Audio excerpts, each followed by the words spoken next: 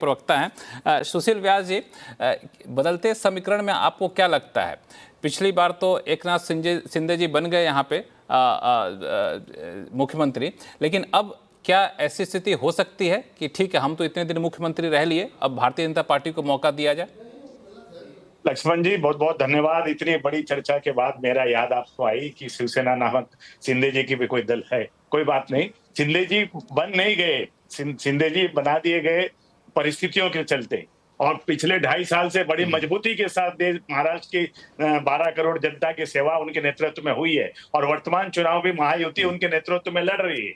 और जो जनता का विश्वास और जनता का जो प्रत्युत्तर हमको प्रचार के दौरान मिला, और हमारे रैंक एंड फाइल का जो फीडबैक हमको मिल रहा है, वो दिखा रहा है कि बड़ी मजबूती से परसों हम पुनः सत्ता में आने जा रहे हैं। और जो चर्चा चल रही थी, हमारे में कोई विवाद नहीं है। हमारे नवनिर्वाचित विधायक तीनों दलों के, अजीत पवार, बीजेपी और हमारे, आपस में बैठ के अपना नेता चुन लेंगे, वही महाराष्ट्र का अगला मुख्यमंत्री होगा। हमारे यहाँ नहीं है कि अभी जो आनंद दुबे जी बोल रहे थे कि यही होने चाहिए, नाना पटोले जी कहेगा हमारा ही होगा, और शरद पवार जी कह रहे हैं संख्या जिसकी ज्यादा वो होगा। इस तरह के कोई विरोधाभास के विवाद वाले जो बयान है हमारे अलग अलग नेताओं के नहीं है। हमारा एक ही, चाहे आप फडणवीस जी से पूछ लीजिए, चाहे एकनाथ शिंदे जी से पूछ लीजिए, चाहे अजित पवार जी से पूछ लीजिए, वो यही कह रहे हैं हमारा पहला ध्येय है युति को जिताना। युति जीत जाएगी, हम लोग आपस में बैठ के मुख्यमंत्री का चुनाव कर लेंगे। लेकिन इसमें कोई जरूरी नहीं है सुशील व्यास जी की मुख्यमंत्री भाजपा का ही हो या फिर शिवसेना का हो, एकनाथ शिंदे ही हो, ऐसी कोई आप लोगों की अपनी मांग नहीं है। तो ये ये कहा जाए कि व्यास जी ये माना जाए कि अगर एकनाथ शिंदे मुख्यमंत्री नहीं भी बनते तब भी आप लोगों को कोई आपत्ति नहीं होगी, इसका मतलब ये भी माना जाए? नहीं, आपत्ति का क्या सवाल। मैंने कहा महायुति का जो निर्वाचित विधायक दल का नेता होगा वो मुख्यमंत्री होगा, तो उसमें किसको किसको आपत्ति हो सकती है? ठीक है, मैं इस सवाल को लेकर ओपी तिवारी जी के पास जाना, वरिष्ठ पत्रकार हैं ओपी तिवारी जी, जो हाँ ठीक है, बताइए, कमेंट दीजिए। ये व्यास साहब ने एक अच्छी बात कह दी कि परिस्थितियों के चलते एकनाथ शिंदे जी मुख्यमंत्री बने हैं। मैं भी यही कहना चाहता हूं कि आने वाली परिस्थितियां ऐसी हैं कि अब महाविकास आघाड़ी को अपना नेता प्रतिपक्ष चुनना है, और इस काम के लिए देवेंद्र फडणवीस जितना अच्छा इंसान, इतना बढ़िया सीखा इंसान, इतना अच्छा लिखा पढ़ा इंसान दूसरा कोई नहीं है। ठीक है, इस पर चर्चा करेंगे। राजीव पांडे जी से प्रतिक्रिया लो। लक्ष्मण जी 1 मिनट 5 सेकंड खाली इनका वाणी जी का रिवाइंड कीजिए। उन्होंने कहा महाविकास आघाड़ी का विरोधी दल नेता बनना है। मैं धन्यवाद देना चाहता हूं आपको, आपने जो कहा उसके लिए। बिल्कुल सही कह रहे हैं आप।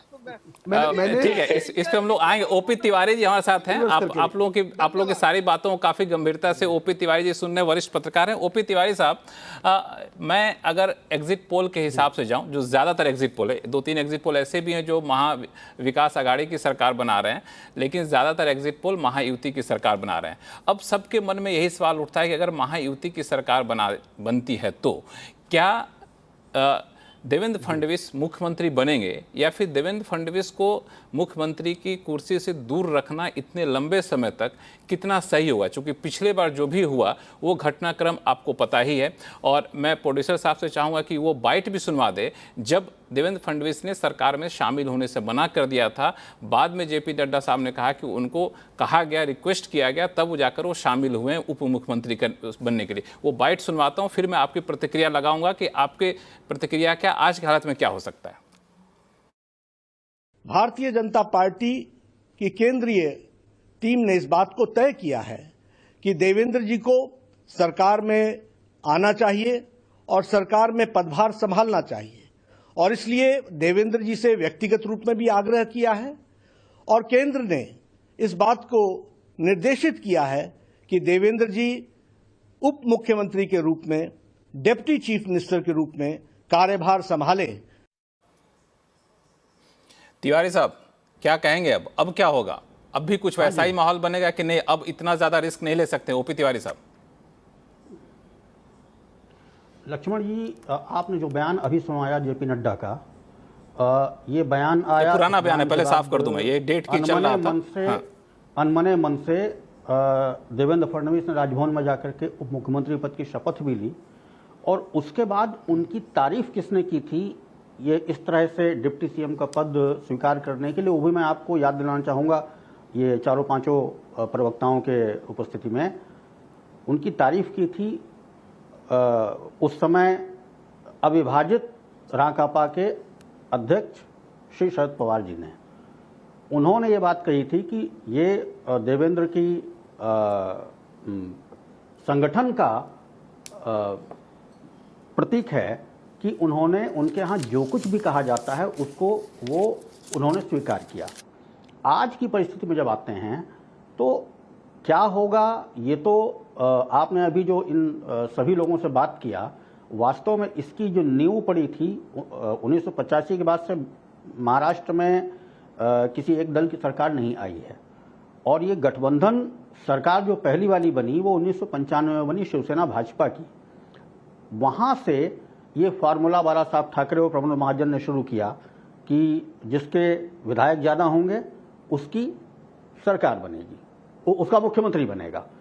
इसी को कैरी फॉरवर्ड किया गया 1999 में जब कांग्रेस और एनसीपी की सरकार बनी। यानी उस समय कांग्रेस को ही तोड़ करके और शरद पवार ने एनसीपी बनाई थी, फिर भी, और दोनों अलग अलग चुनाव लड़े थे। जब फिर भी परिस्थितियों के कारण कांग्रेस और एनसीपी मिल करके आए तो वहां पर भी सेम फार्मूला आया कि जिसके विधायक ज्यादा उसका मुख्यमंत्री बना।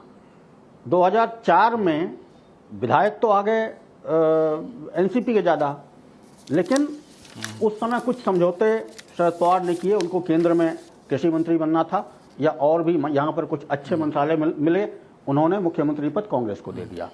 वो बहुत ही समझदार और बहुत बड़े ही अनुभवी नेता हैं। उनको पता था कि आज हो सकता है कि हम मुख्यमंत्री पद ले लें तो उसके बाद में रिपरकशंस क्या होंगे। 2009 में फिर से कांग्रेस का विधायक ज़्यादा आए और वो हुआ। अभी भी 2024 में भी जब ये सीट बंटवारे से पहले झगड़ा चल रहा था महाविकास आघाड़ी के अंदर, उद्धव बार बार बोल रहे थे कि हाँ एक चेहरा सामने रखना चाहिए, चेहरा सामने रखना चाहिए। उस समय शरद पवार जी ने ही, उन्हीं शरद पवार ने जिन्होंने 2019 में ज़्यादा विधायक थे, उस समय याद करिएगा शिवसेना को ऐसे ही मुख्यमंत्री पद नहीं मिल गया था। उस समय शिवसेना के विधायक भी ज़्यादा थे, कांग्रेस से और एनसीपी दोनों से ज़्यादा थे।